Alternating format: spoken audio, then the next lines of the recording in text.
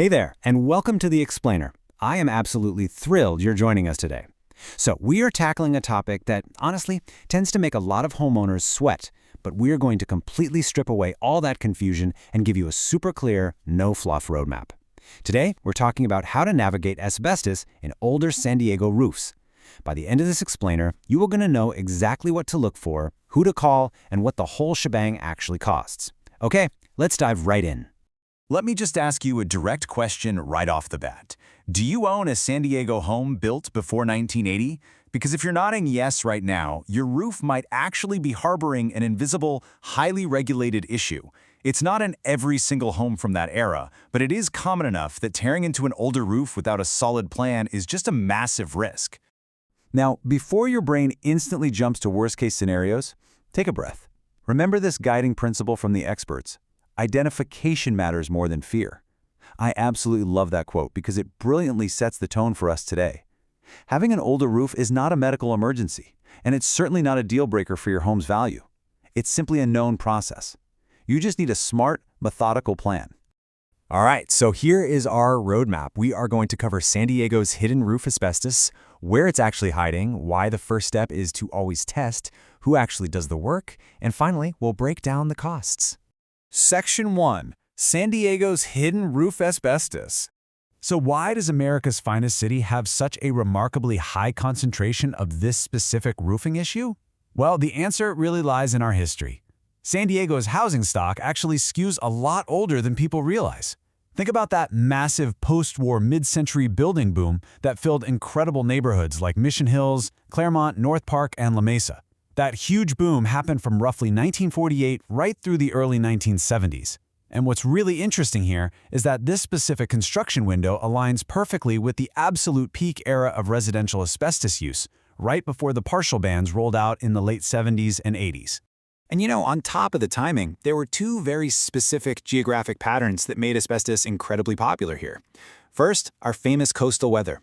Builders literally loved cement tile materials because they were just incredibly durable. They held up beautifully against the baking sun, the corrosive salt air, the works. Second, out in the foothills and canyon edges, there was a huge demand for fire resistance. Asphalt shingles bound with asbestos fiber were aggressively marketed back then as this ultimate fireproof upgrade against those devastating Santa Ana wind wildfires. Section 2. Where is it hiding? If you live in one of these older homes, where should you actually be looking? Well, the biggest culprit, especially for older ranch-style homes in areas like Allied Gardens and Claremont, is something called transite. It's essentially cement reinforced with asbestos fiber. It was incredibly popular from the 50s to the 70s because it looked totally identical to modern concrete tile, but it was noticeably lighter, it was cheaper, and man, it was tough. But it's not just transite. There are three other super common hiding spots. First, you have older asphalt asbestos shingles from that same 50s to 70s era, which honestly just look like standard chalky 3-tab shingles. Your original permits might even proudly say fire-resistant. Then, there's the pre-1980 black felt or underlayment, that black paper you sometimes see at the edges. And finally, flashing mastic, which is that tar-like black sealant packed around your vents and chimneys. Now, the absolute key takeaway here is that all of these materials look completely normal. You'd never know. And here is the golden rule.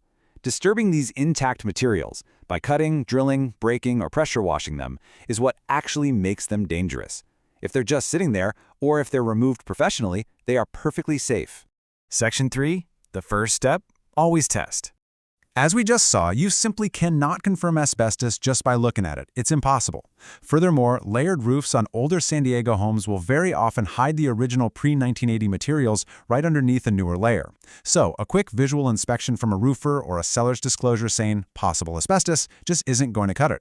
Testing isn't just a polite suggestion, it is the ultimate necessary shortcut to getting this right. The good news? The testing process is super straightforward, and it's your absolute best defense. You're going to want to hire a certified consultant to safely pull about 3 to 5 samples from different parts of the roof. They send those off for polarized light microscopy, or PLM analysis, which basically means looking at it under a highly specialized lab microscope. You'll usually get results back in 3 to 10 business days. And honestly, this is a fantastic litmus test for whoever you are trying to hire. Literally, any reputable San Diego roofer is going to pause their bid and tell you to wait until those test results come back before anyone touches that roof. Section 4. Who actually does the work? Okay, so what happens if that test actually comes back positive? Well, the absolutely crucial point here is that your regular roofer cannot legally rip off that old roof alone. No way. It becomes this two-contractor dance. On one side, you have the licensed abatement contractor. They're the ones who handle the demolition, the containment, the wet methods, and the legal disposal of the material. On the other side is your standard roofer who only steps in once the deck is completely, totally clear to install your beautiful new roof. Once you understand this step-by-step handoff, it's actually incredibly empowering. Let's walk through it. Step 1. You hire a C22 licensed abatement pro. Step 2. That pro files a mandatory 10-day notification with the local Air Pollution Control District, or SDAPCD. Step 3. They set up their containment and remove the material safely. Step 4. They dispose of it legally with a manifest. And finally, Step 5. Your roofer arrives to install the new roof on a perfectly clean deck. 2 trades, 2 completely different scopes, 0 overlap. It's like a well-oiled machine. Now, I know all of this might sound really intense, but remember, this heavily regulated environment exists entirely to protect you, your family, and the workers. Cal OSHA enforces the Title VIII worker safety rules. The EPA sets the federal baselines. And locally, the SDAPCD tracks those 10-day notifications, and critically, the disposal. Listen to me very closely on this next part. Do not let anyone tell you they'll just toss those old shingles in a standard construction dumpster. Absolutely not. You must receive a signed disposal manifest showing your material went to a permitted Class 2 or 3 landfill. Keep a copy of that manifest. It is your absolute proof that you did everything by the book. Section 5. Breaking down the costs. Let's talk money, right here. For the testing phase, you are typically looking at about $200 to $800.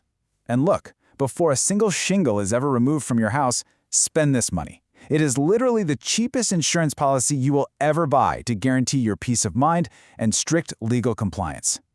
Now, if the test is positive, this is the big number you need to know. For a typical San Diego single-family home, abatement adds a premium of somewhere between $3,500 and $12,000. I know, nobody wants to spend that kind of money unexpectedly, but we want to be entirely transparent with you. This is the reality. And yes, it is on top of the cost of your standard new roof installation. So let's crack open that premium and see exactly where that money is going. Containment setup usually ranges from $400 to $1,500. The heavy lifting, meaning the removal labor using those careful, wet methods so absolutely nothing breaks, that costs between $2,000 and $6,000. Proper legal disposal is going to be another $400 to $1,500. And then your final clearance inspection rounds it all out at $200 to $800. Just keep in mind if you have a really tricky access point, like maybe one of those steep hillside lots in Mission Hills or La Mesa, you're naturally going to be pushed toward the higher end of those ranges. Beyond the financial cost, there is a timeline cost you've got to factor in. Adding asbestos abatement basically stretches a normal 3-day roofing job into a 4 to 7 week reality. Testing takes 1 to 2 weeks. Then, by law, there's that mandatory 10 business day waiting period after the SDAPCD notification is filed, which frankly mostly just involves staring at your calendar. The actual abatement labor is super fast, just 2 to 4 days, followed by 2 to 5 days for the new roof. The big takeaway here is that most of this extended timeline is just regulatory waiting, not active labor. So plan accordingly, especially if you're trying to race against the rainy season. Which brings us to our final thought for today. I really want you to ask yourself, is skipping a $200 test really worth the massive liability of an illegal tear-off? Asbestos on a roof isn't an emergency, but tearing into it blindly, that absolutely is. Testing is your absolute best investment. It removes all the fear, it keeps your property 100% compliant, and it acts as your ultimate shortcut to a safe, beautiful, and fully legal new roof. Thank you so much for joining us on this explainer, and I really hope you feel fully empowered and ready to tackle your next home project.